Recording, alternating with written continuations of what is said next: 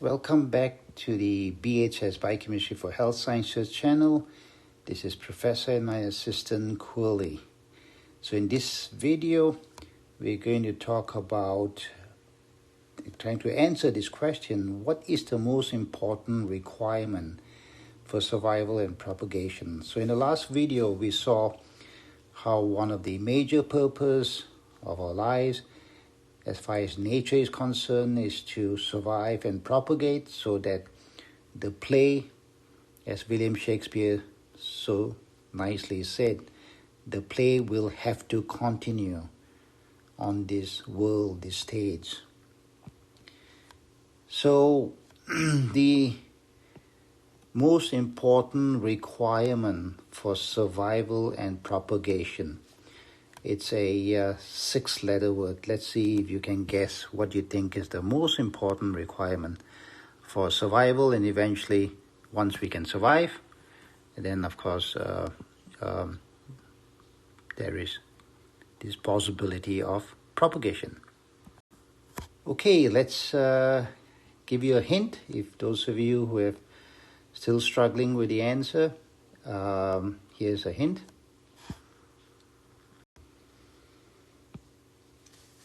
Without this, you will be dead. We won't be alive. Without this, this bird here will not be able to fly. Without this, the whole town that you live in will be dark at night. So, what is this 6-letter word? Yes. Energy. The most important requirement for survival is energy, and we'll talk about most of how we use this energy in the form of a nucleotide, a chemical that we call ATP. Most important requirement for survival, energy, energy.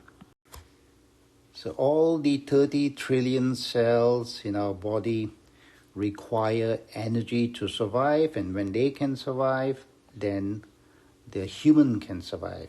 And when the human can survive, then there's a possibility of propagation to make sure that the play that William Shakespeare talks about in his book, As You Like It, the play in nature, the play on earth, the stage, will continue. Okay, so the earth is basically a stage, and we are all actors and actresses, and we have to continue the play. Yes, and of course the microbes in our bodies require energy too. So why do cells require energy? We saw in one of the previous videos what cells do. Cells require energy for all the many things that they do, including metabolism, transport of chemicals. For example, we'll talk about this very important pump called the sodium-potassium pump, critical to cells for survival. It requires energy to continuously work.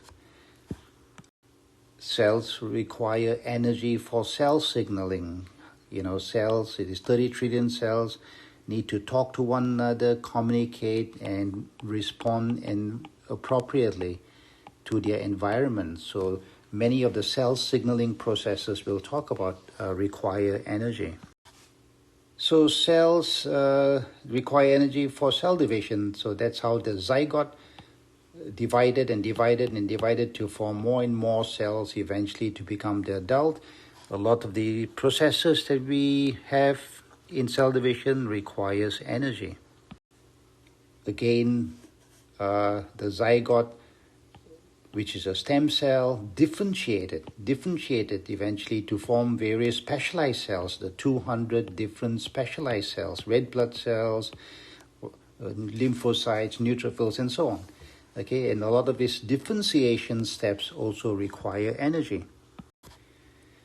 Apoptosis, or programmed cell death, has several steps that require energy, and apoptosis is very critical for survival, as we shall see in future videos. So this is a very important point to remember. Never ever forget this, that our body has to produce energy continuously, all the time, 24/7. Continuous production of energy. Energy production has to be continuous. It cannot stop. The more we need the energy, the more we make. Okay, so this is a very, very important point that you should never ever forget in your role as a healthcare professional. Why do we need to continuously produce energy? Because that's the way we are programmed.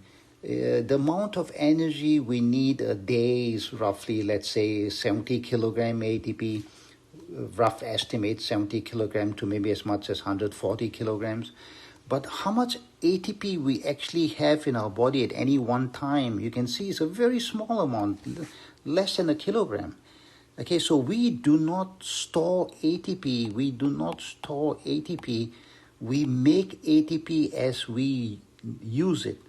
Okay, so this is a very, very, very important program that we have in our body, and you should never ever forget this.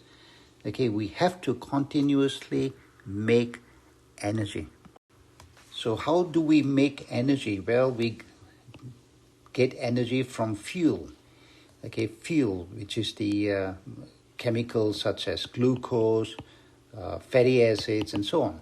We get energy from fuel. Now, there are two ways of doing this. One is without oxygen, by a process we'll talk about later, glycolysis. So without oxygen, no oxygen required, it's anaerobic. Unfortunately, this process gives you very little energy, limited energy. However, this limited energy is sufficient for the survival of red blood cells as well as a few other specialized cells in our body. The second way to make energy is in the presence of oxygen, aerobic. And this requires an additional system, which we'll talk about later, called the electron transport chain or the respiratory chain. This is a nice system because you get maximum amounts of energy, almost 15, 16 times more than without oxygen. And this is what's required by most of your cell types to survive. Okay, so that's why oxygen is so critical for our survival. So this is, again, a very, very important point. Just to re-emphasize, your 200 different cell types are working together to make sure that all your cells have enough fuel and oxygen all the time. Okay, so that's a very important process that is happening, to all cells working together to make sure that everyone has enough energy all the time. So what is the proof that energy production, continuous energy production, is so critical for survival? Proof number 1. 4 out of 5 cells in your body are red blood cells. So if we have 30 trillion cells, 24 trillion are red blood cells, and the remaining 6 trillion are the rest, 199 types. Now, what's the specialized function of red blood cells? Red blood cells carry oxygen. So 80% of your body cells are basically doing one function. They are picking up oxygen from the lungs and sending the oxygen to all parts of your body. Why oxygen? So that we can generate maximum amounts of energy. So once this statement here, 80% of your red blood of your cells in your body are red blood cells, is one proof that energy production is critical for our survival. Here's the second proof. In most parts of the world today, the number one cause for death is cardiovascular disease. cardiovascular disease, heart attacks or myocardial infarctions as well as strokes. And this happens when the blood vessel is blocked. And when the blood vessel is blocked, glucose and oxygen, fuel and oxygen, is not available to the cells. And that leads, if that happens in the heart, that leads to a MI. And if that happens in the brain, that causes a stroke. Proof number 3. If your glucose concentration in your bloodstream goes to less than 40 milligrams per deciliter, the brain will not be able to produce sufficient energy and we may get into a coma. That shows how important energy production is for survival. Proof number 4. So if you look at the critical lab tests, a lot of critical lab tests that are done in, for example, the intensive care unit of a hospital, you will see that these tests basically monitor energy production.